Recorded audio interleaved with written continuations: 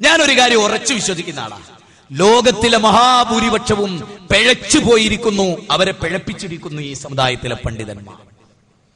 അവരെ വീണ്ടെടുക്കുക എന്നുള്ളത് വലിയൊരു ത്യാഗമാണ്. ചിലപ്പോ ചോര കൊടുക്കേണ്ടി വരും, രക്തം കൊടുക്കേണ്ടി വരും. ഞാനിവിടെ മില്ലത്തെ ഇബ്രാഹിം എന്ന വിഷയം അവതരിപ്പിച്ചു. കൊടുങ്ങല്ലൂരിൽ സ്റ്റേജ് തീയിട്ട് ചുട്ടു, 2 ഇനോവ കാർ തല്ലിപ്പൊളിച്ചു, ഒരു വാഗനർ അടിച്ചു പൊളിച്ചു. എന്തൊക്കെ ചെയ്തു അവര്? 180 കസേര തീയിട്ടു. വളരെ ഉയരം കൂടിയ ഒരു തെങ്ങിന്റെ മുകൾ ഭാഗം വരെ കത്തിച്ചാമ്പലായി. ഇത് ചെയ്തതാരാ? അവിടുത്തെ സുന്നികളും NDF-കാരും കൂടി ചേർന്ന്. ആലോചിക്കൂ. ഞാൻ അവരെ കുറ്റപ്പെടുത്തുന്നില്ല, അവർ അങ്ങനെ പഠിപ്പിക്കപ്പെട്ടിരിക്കുന്നു.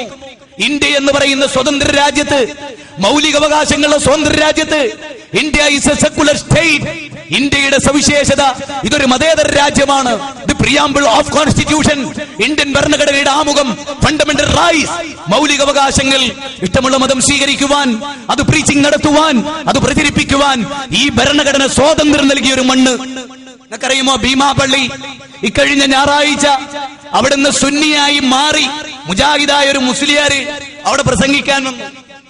മുജാഹിദ് പക്ഷത്ത് നിന്നുകൊണ്ട് പ്രസംഗത്തിന് മുമ്പ് തന്നെ 200ഓളം വരുന്ന കള്ളുകുടിക്കുന്ന, വ്യഭിചരിക്കുന്ന, സെക്സ് കേസറ്റ് കാണുന്ന, എല്ലാവിധ തിന്മകളിലും വ്യാപൃതരായ ഒരു പറ്റം ദർഗാ പൂജകരായ ആളുകൾ അടിച്ച് ഹോസ്പിറ്റലിലാക്കി എല്ലാത്തിനെയും.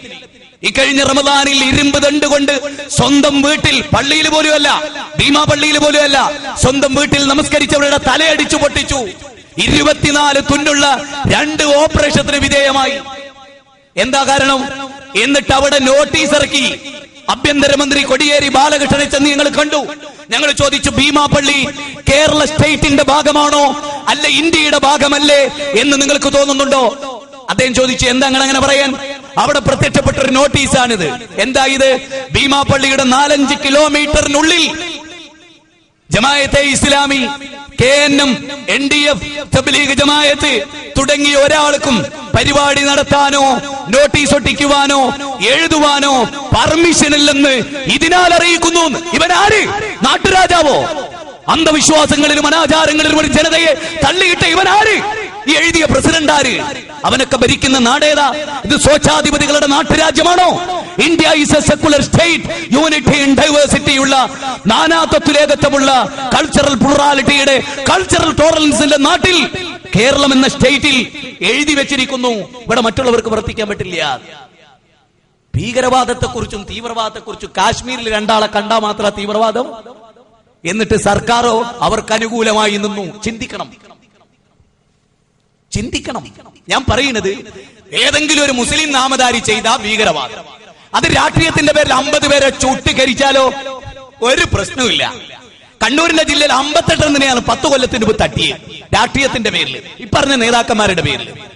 ഞാൻ ലിസ്റ്റും കണക്കുമൊന്നും പറഞ്ഞ് ആരെയും വേദനിപ്പിക്കുന്നില്ല. പക്ഷേ യാഥാർത്ഥ്യത്തോട് പുറംതിരിഞ്ഞു നിൽക്കുന്ന നട്ടല്ലില്ലായ്മ യുവസമൂഹമേ, എന്തിന് ഇരിക്കാൻ പറയുമ്പോ കിടന്നു നിരങ്ങുന്ന വിധേയത്വം എന്തിന്? സത്യത്തിന് വേണ്ടി ജീവിക്കാൻ ഒരു സിംഹക്കുട്ടിയെ പോലെ ഒരു നിമിഷം 1000 വർഷം പൂച്ചക്കുട്ടിയെ പോലെ ജീവിക്കുന്നതിനേക്കാൾ നല്ലതല്ലേ അത്? പിന്നെ എന്തിനാ ഇതൊക്കെ? അതുകൊണ്ട് സത്യത്തിന് വേണ്ടി നിലകൊള്ളുക. എല്ലാവരോടും എനിക്ക് മുജാഹിദുകളോടൊക്കെ പറയാനുള്ളത്, ധർമ്മമല്ലാതെ ജീവിതത്തിന്റെ മുഖമുദ്രയായി മാറാൻ പാടില്ല. അതാ മുജാഹിദ് എന്ന് പറഞ്ഞാൽ. അല്ലാതെ ആരെയും നേരെ കുതിര കയറുന്ന മതം എന്നല്ല. എല്ലാരെയും സ്നേഹിച്ചു. എന്നാ ഒരാൾ സ്വന്തം ബാപ്പയാണെങ്കിൽ പോലും, ബാപ്പ നിങ്ങൾ പറഞ്ഞ് ശരിയല്ല, അതാണ് ഇസ്ലാം.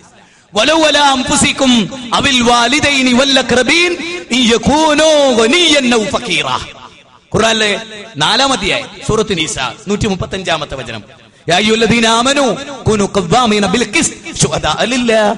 നിങ്ങൾ നീതിക്ക് വേണ്ടി നിലകൊള്ളണം. നീതിക്ക് വേണ്ടി നിലകൊള്ളണം. സ്വന്തം ബാപ്പാക്കെതിരാണെങ്കിൽ പോലും, സ്വന്തം മക്കൾക്കെതിരാണെങ്കിൽ പോലും, മാതാപിതാക്കൾക്കെതിരാണെങ്കിൽ പോലും, ഭാര്യാബന്ധുക്കൾക്കെതിരാണെങ്കിൽ പോലും,